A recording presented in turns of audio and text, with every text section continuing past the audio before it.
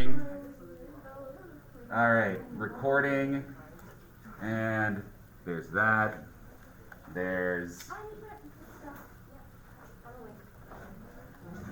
that, and good. All right. So, as a quick yes. I'm sorry. Yes, yes.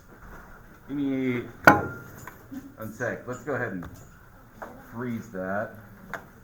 There we go. Let's see. She's done as well. Okay. You wanna be outside or indoors? Okay. Come on back. You'll need a Chromebook, calculator, scratch paper, and a periodic table.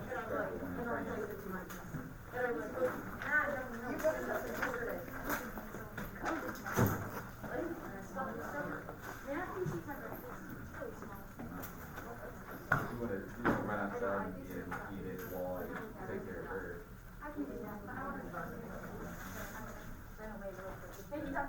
Yeah. I don't actually have a desk in the storeroom anymore, so outside it is.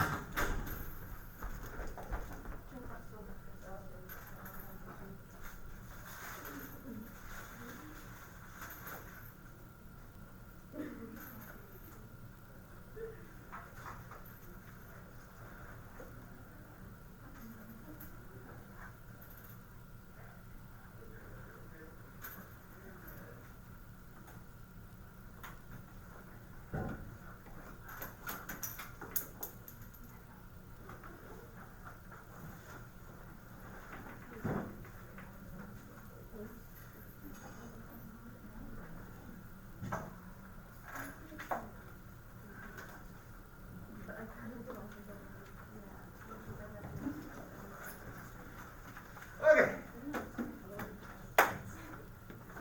All right, that's that. So, as a quick reminder, I am recording lectures now, starting yesterday. So if you ever miss a day, go back. It's on my YouTube channel. There's a playlist, PreAP lectures. Everything's on there. Okay, I'll say this. The sound quality is subpar, but I think I figured out, as long as I'm talking this way, it's fine.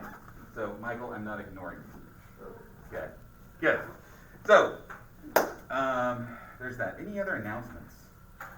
Something about school pictures. That's coming up. That's today. Okay. Make sure to look pretty today, I guess. What else? Any other announcements? I don't think so. All right, let's get going. So today, today we're going to be talking about valence electrons. So, valence electrons. What exactly is a valence electron? Well, first off, let's talk about just electrons in general. Did not unlock my screen.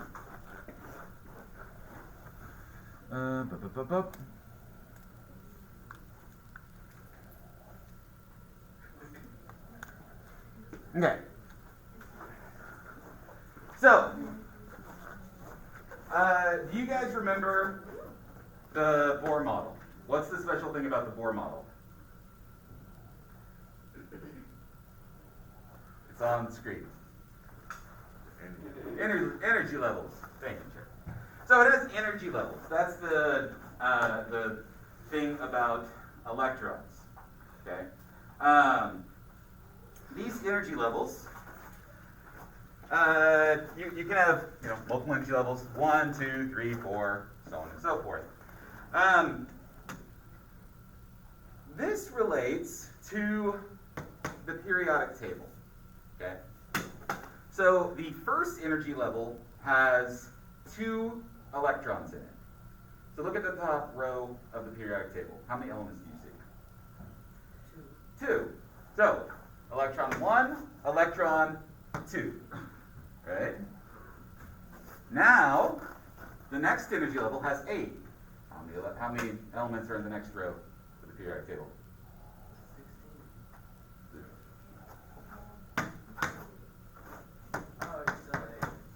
8. Right? Okay. Things get a little bit more complicated from there. But the idea is the periodic table is going to be your new best friend because there's a ton of information on the periodic table that you can use. The reason why it's set up this way is because of how these electrons and energy levels and everything like that shake out. Okay? The periodic table is, the ultimate cheat sheet. You can honestly get a lot of answers if you just have a periodic table in front of you. And you will always have a periodic table in front of you. I'm never going to take it away from you. Okay? So, periodic table, ultimate cheat sheet. How it relates to energy levels, though, is like I said, this first row is energy level 1. Second row is energy level 2. Third row, guess, 3, 4, 5, 6, 7, so on and so forth. Okay? For now, let's just ignore this middle part. Okay? For today, we're going to act like it's not there. Okay? We'll put it in just a little bit. And definitely ignore these guys for now. Okay? So, today, this middle part doesn't exist. We'll add in that complication later. All right. So, here we go. Let's think about this. This is an atom with a whole bunch of electrons in it. Let's kind of just draw in some. 1, 2, 3, 4, 5.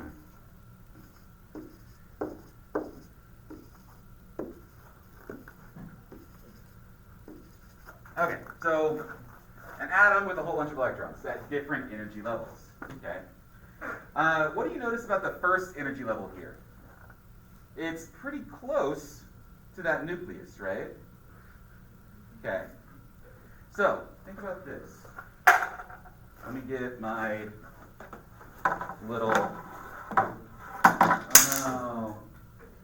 This is my, one of my favorite little pieces of thing. All right.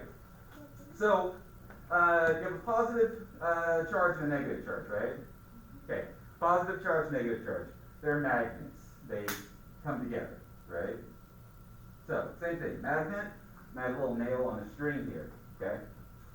If it's over here, is there any attraction between the nail and the magnet? No, not really. It's pretty far away. But if I get closer to it, oh, now it's starting to be attracted, right? And now whenever I get close enough, they slam together. So what does that mean? What do you think? This attractive force depends on how close these things are together, right? Makes sense. So let's relate that to these electrons and protons. Do you think that this attractive force, let's say attractive force A, is going to be greater than this attractive force B? Which one's going to be higher attractive force? A, right? Makes sense. All good? Okay. Additionally, where's my other pen go? Additionally, it just kind of makes sense. Whenever you have an atom that is interacting with something else, the thing that gets moved around and whatnot, well, let me ask you this. If I move around and I take away or add a proton, what happens to the atom? New element. right? And if I go through and add or subtract neutrons, what happens? Different isotope, but same element, right? If I do that with electrons, what happens? Positive and negative charge, which is called a ion. Cool. Now, in general, those electrons are what move around. Okay, that's how the atoms will interact with one another. Okay, you can't really mess around with the protons. You can't really mess around with the neutrons. You can swap and gain and lose electrons relatively easily. So electrons are going to be the thing that does stuff. Okay. So if that's the case, which one of the electrons out of all of these is going to be, gained or lost most likely? Which one do you think is going to be the first one? Outside, right? That makes sense.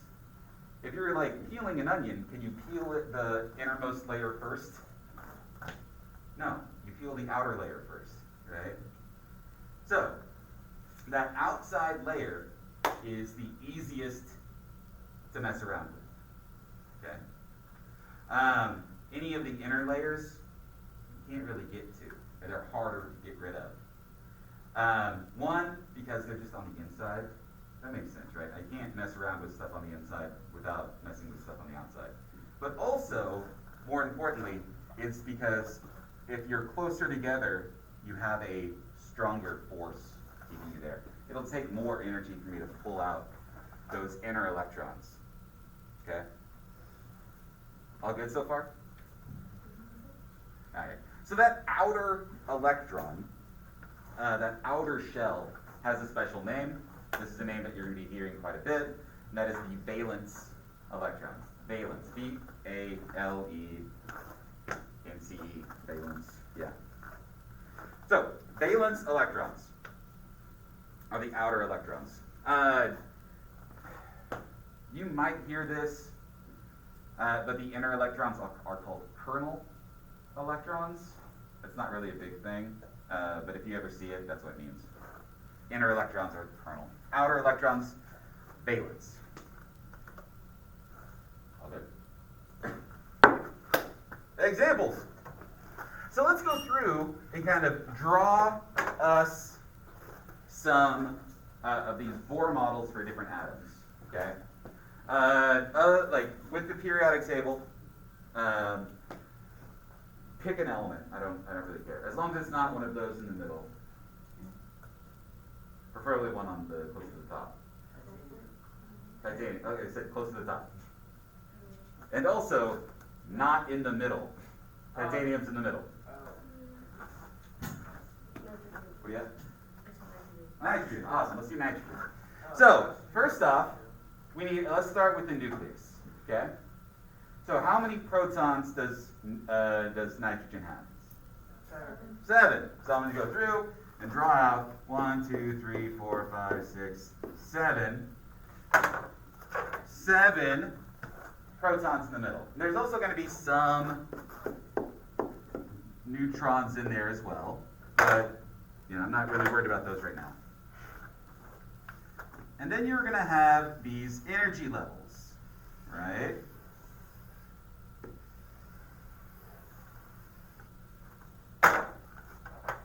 Energy levels. Now let's go through and talk about these electrons. Let's start adding these electrons. How many electrons are going to be in nitrogen, just the neutral nitrogen? 7. Okay? Now, like I said, these are energy levels. These are kind of your how excited the electrons are, right? I'm going to say all electrons kind of want to be in that most relaxed state. Okay? Most of the time you want to be relaxed, right? Let's put it this way. Would you want, it's always fun to do something like jump out of an airplane and go parachuting, right? That sounds like a hoot, like a blast. But do you want to be parachuting all the time? No. What about even most of the time? No. Most of the time I want to sit at home on my couch, watch Netflix or Hulu, and just, chill out, right? So I want to be at that lowest energy state most of the time. Okay. So whenever this atom is getting electrons, all the electrons are going to want to be at that lowest energy state. But how many can fit in that first energy level? 2. So if I'm going through and adding electrons, I'm going to add 1, 2, and then it's full. But I still have how many more? 5 more to go. Next energy level can do 8. 1, 2, 4, 5. And there we go. So that's 7 electrons, right? How many electrons are in the valence shell? The outermost shell. Okay, I was going to say, if it's empty, it doesn't exist. The outermost shell with electrons is the valence. So 5 electrons are in the valence shell, right? We all good? All right, let's do another one. Let's do sodium. Okay. Same idea. How many protons are in sodium? 11. So 1, 2, 3, 4, 5, 6, 7, 8, 9, 10, 11. There's a certain number of protons in all this jazz. We have energy level 1, 2, 3. So how many electrons is it going to have? You guys need coffee? Yeah? Telling you, my offer still stands. Bring in a thing of Folgers and a cup. You got free coffee. Yeah, it's always been here. All right. Anyway, what's the? How many electrons? 11. Thank you. So, what's the rule whenever I'm adding electrons? Where do I add first? You add the first row, but you can only have 2. Yep. First energy level. It only gets 2. 1, 2. Keep going. 2. So 1, 2, 3, 4, 5, 6, 7, 8, 9, 10. So now we have 8 in this second energy level, right? So we keep going. There's your 11. So how many are in the valence shell now? 1. Okay. So kind of mark that real quick. You guys have periodic tables in front of you. You guys, they're all around. You guys need to have a periodic table that you mark up and keep in your notes. If you don't have one, there are some being passed around right now. Okay. So, we talked about nitrogen. How many valence electrons does nitrogen have? 5. On your periodic table, put a little 5 on there. Okay? In favor, put a little 5. On sodium, put a little 1. Okay?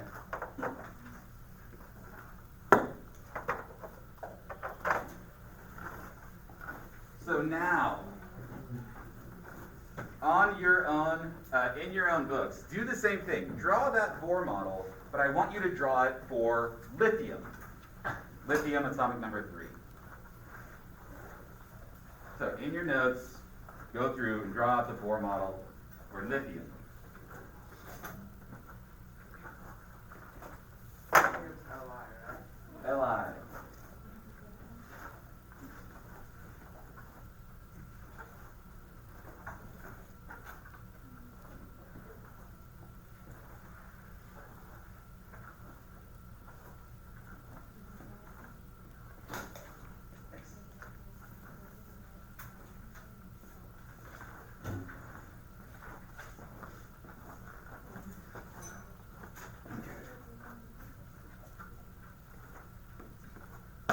You guys done?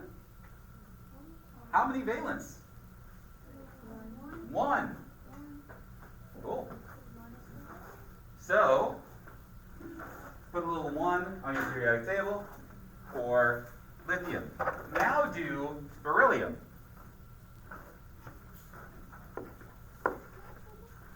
Be, there's the nucleus. There's 1, 2.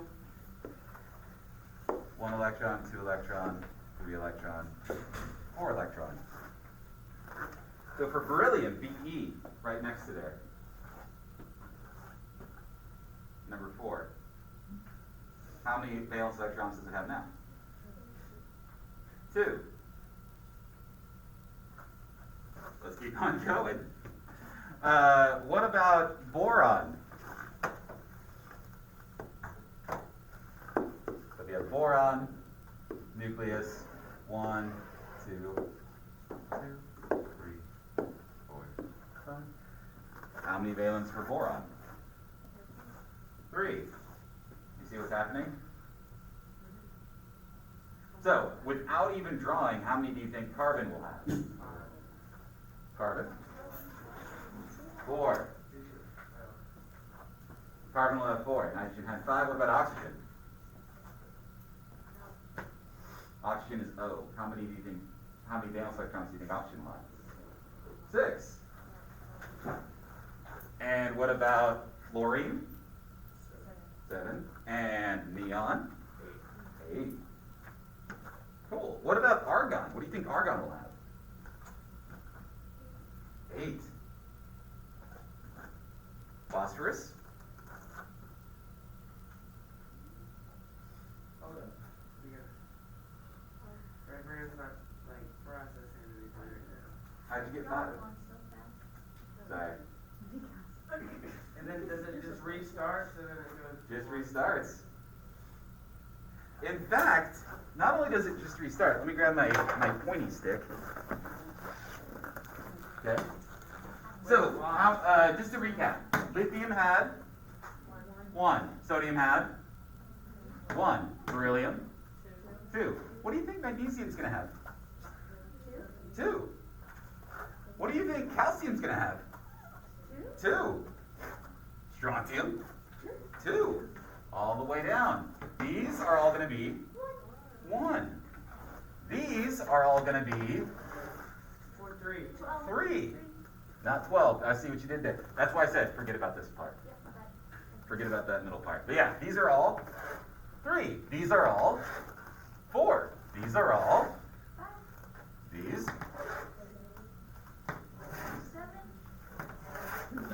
8. See how that works? Did you see? Did I tell you that the periodic table is the best cheat sheet in the world? This is like just tip the iceberg. Okay. Periodic table. It's weird like this for a reason. All right. So right off the bat, you can tell, hey, this is how many electrons are in that valence shell. Why are the valence shells important again? Because you can add and remove, right? You can add or remove. That's basically think about this.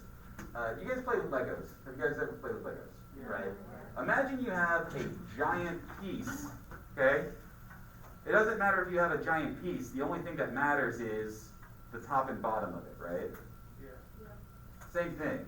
Okay, the valence electrons are the interactive bits. All the rest in the middle is just kind of filler. Okay? Does that make sense? Okay. All right. So that is what you were drawing there were Bohr models. Okay? Those guys were Bohr models. If I say draw the Bohr model of whatever, boron, you will go through it, the little nucleus. You don't even really need to draw the nucleus, just draw a nucleus. You don't need to draw out the 5 different protons. You can just draw a circle. Is that going to show up on the next test? This? Yeah. Yeah. So you should be able to draw out Bohr models on the next test. Alright. Okay. So, there's a certain thing called an octet. Based on octet, what do you think? 8, right? Like an octopus, octagon, octahedron. So it's 8.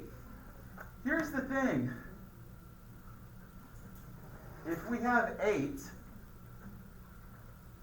is that valence electron, are those valence electrons, is that full? What happens if I add one more with 8?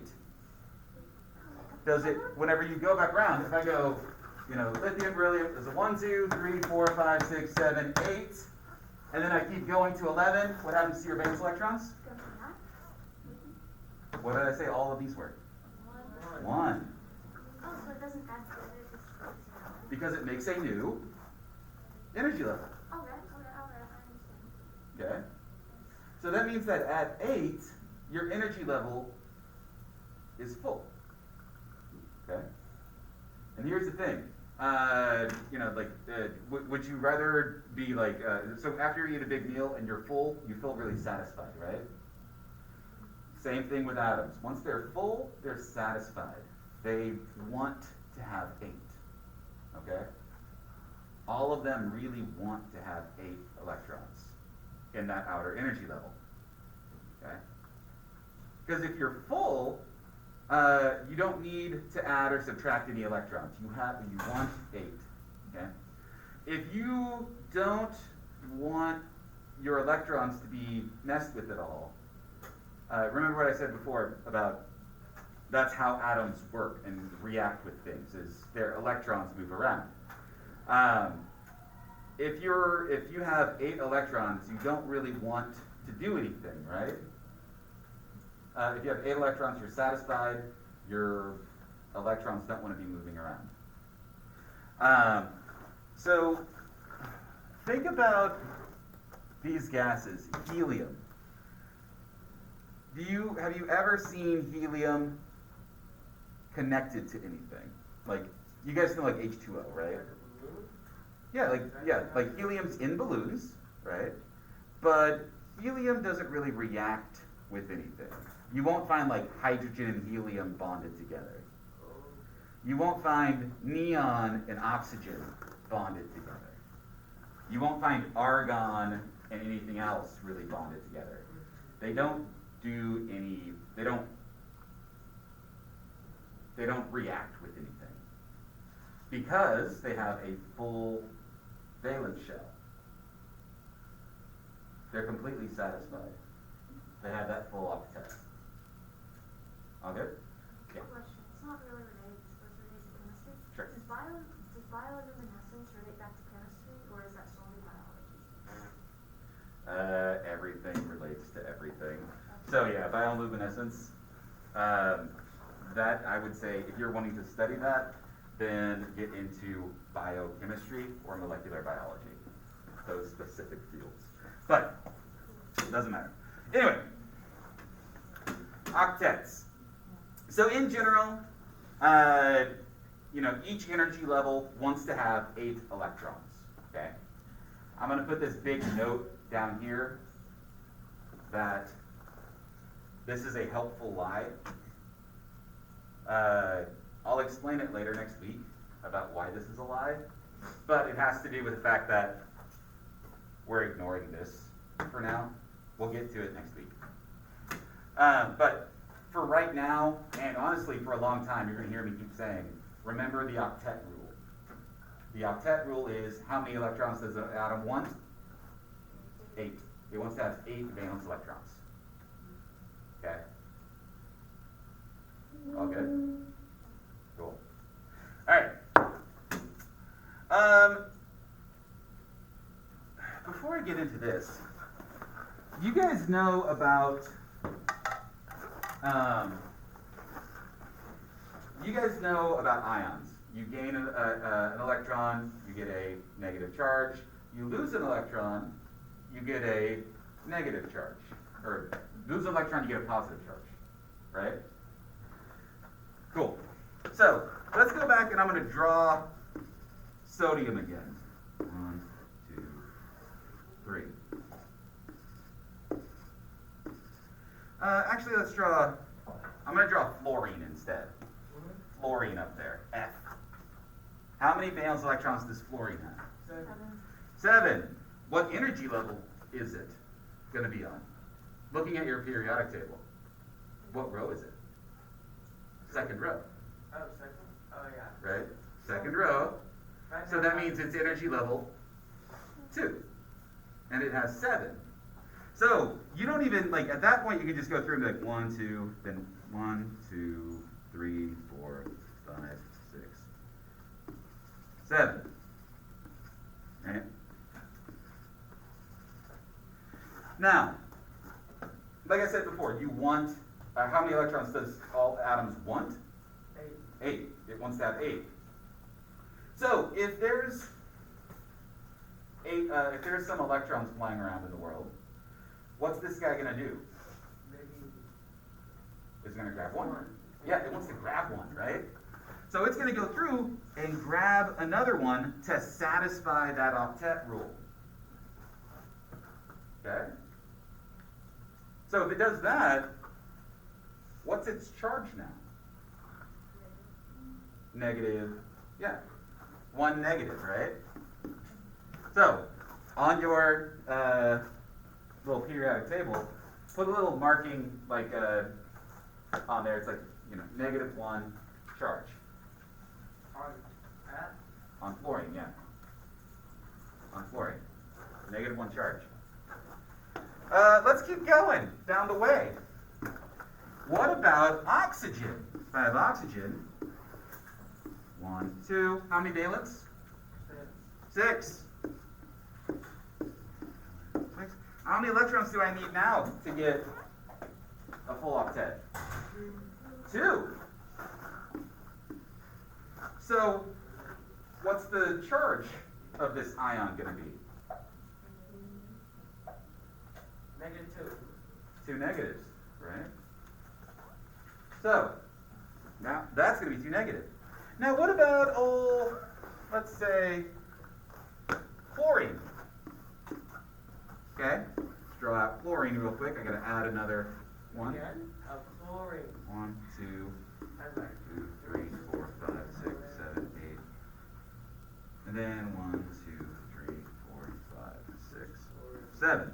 All right, so you have the inner one has 2, energy level 2 has a full 8, and then your outer energy level has 7. How many is this guy going to want to grab? 1. Or just 1. 1. So if it grabs 1, what's its charge going to be? -1. -1. So put a -1 on there. Do you see what's going to be happening here? Now it's going to be going. So what about bromine? What's it going to be? -1. Iodine? -1. Sulfur? -2. Nitrogen? Phosphorus? Okay, now let's work on this end. Working on this end, let's draw up lithium. Again, you have lithium, you have 1, 2.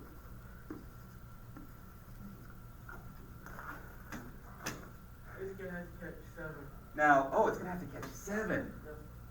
That's gonna have That's a lot of work. You see an easier way to get a full valence shell? Take 1 away. You can add or remove electrons, right? Sometimes it's easier to get rid of 1. Kick it out. We don't need it anymore.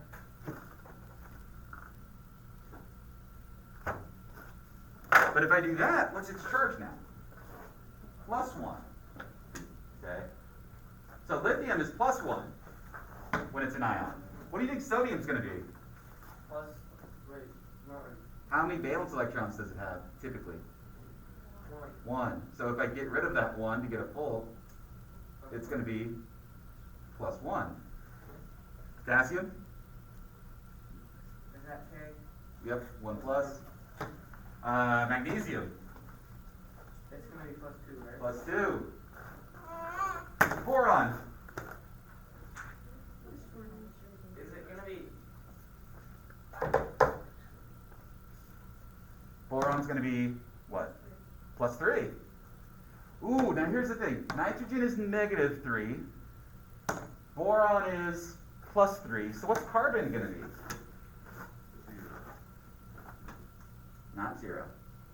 Is it going to be, if you kept following this way, it's 2 minus, 3 minus, this would be 4 minus. But if you go this way, it'll be 3 plus, 4 can have plus. both. It can So, have plus or minus. exactly. Actually? Reals. Okay, can you explain why? Because I have no clue. Explain why? Yeah. Honestly, it's just, it can go either way, Oh. right? It's just as easy for it to gain some electrons as it is to lose its electrons. Think about it like that.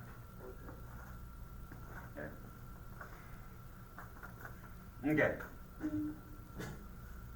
Do you see why the periodic table is pretty nice?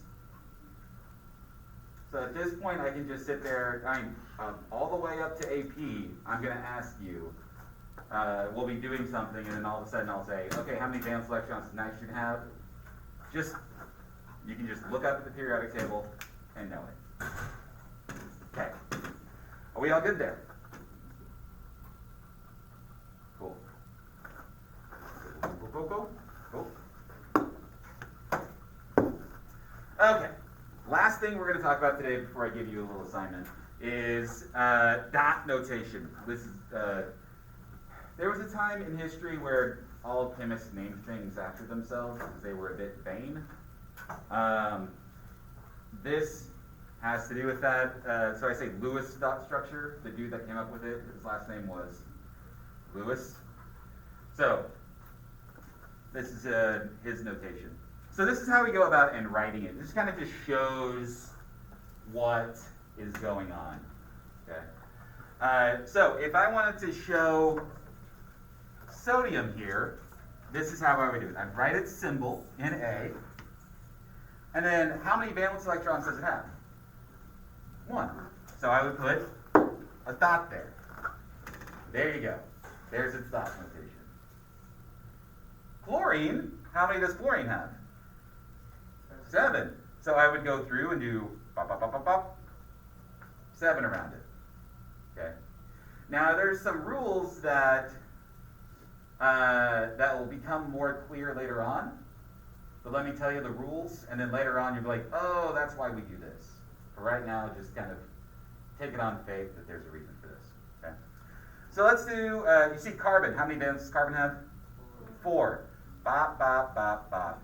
Why is it that there's 1 on each side? So, Just to make it look better. nope, it's not because it looks nice. There's a reason for it. Now I'm going to talk about those reasons later on down the road. Okay. So let's say I wanted to do oxygen. Okay. I would put the symbol down. O. How many valence does it have? 6. Now when you do dot notation, this is how I do it. The rule is you put 1 electron and then you move to a different side. Okay? So 1, 2, 3, 4. But now I can't. Now this side has another one already. So now I have to double up. Okay? 5, 6. So there's the dot notation for oxygen. Okay? So you kind of put 1 on each side and kind of move in a circle. So for nitrogen, how many does it have? Nitrogen has 5. So that would be 1, 2, 3, 4, 5. So there's 3 what we call single, 1 pair and 3 singles. That's going to come up a lot later on. So how many pairs do we have for oxygen? 2. And 2 singles. To kind of give you an idea, a look into the future on why this is important, I'm going to draw 2 molecules, and maybe you'll see why. So here's oxygen. Here's ammonia. Do you see why it's important to know where the singles are? You got it? What's going on? Yeah. So remember how I said Legos?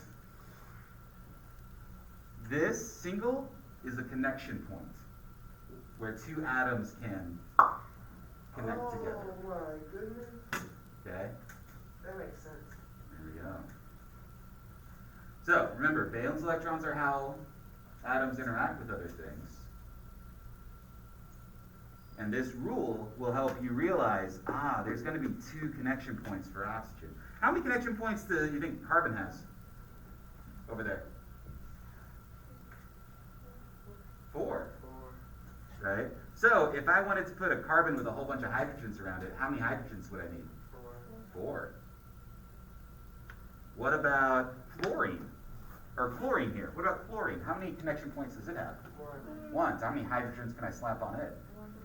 1. So, HCl. Okay. Kind of see where this is going? Alright. Let's get some practice in. So, you have an assignment.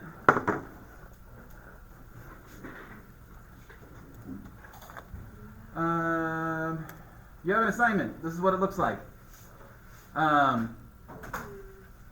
Don't worry about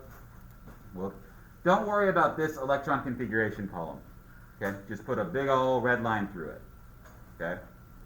You don't have to worry about it. But what I want you to do is look at the element, write down how many protons, neutrons, electrons it has. Write down how many valence electrons it has. And this is that kernel, so how many are the inner electrons it has? Is that? Is that 2? What? For carbon? No, for like the kernel. Is it always going to be 2? Or Not for, like lead, no. Wait, why? Because I thought you could always put 2 in it. Is it not the innermost? It's all the innermost. So what happens if you have the 3rd or 4th energy level? Is your valence. Oh, so it's all of that?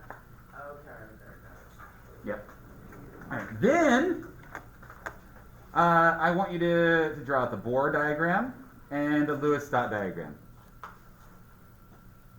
All good? Okay.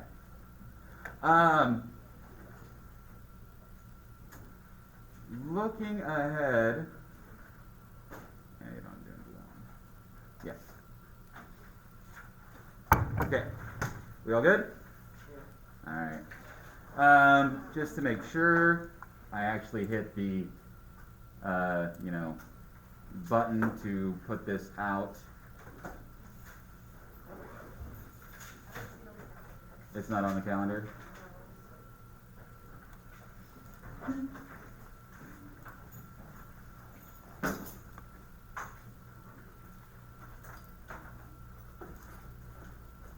Well, shoot. All right. You guys can, this is going to be something you take a picture with your phone. So you can go ahead and get started on these first 3 while I put it up here. Lewis dot.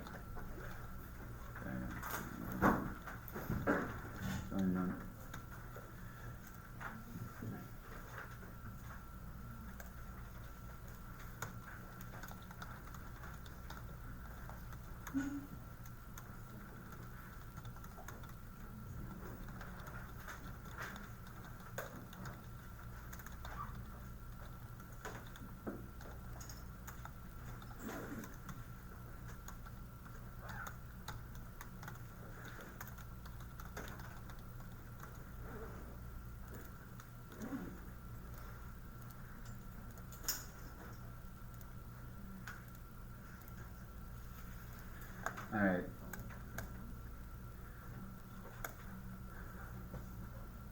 So I know that it says that it's due today. I wish I could put it somehow not cluttered. I wish things were different for Canvas. But it's remember, everything is due on Friday. So I can put a little note here saying due Friday. So yeah, here it is.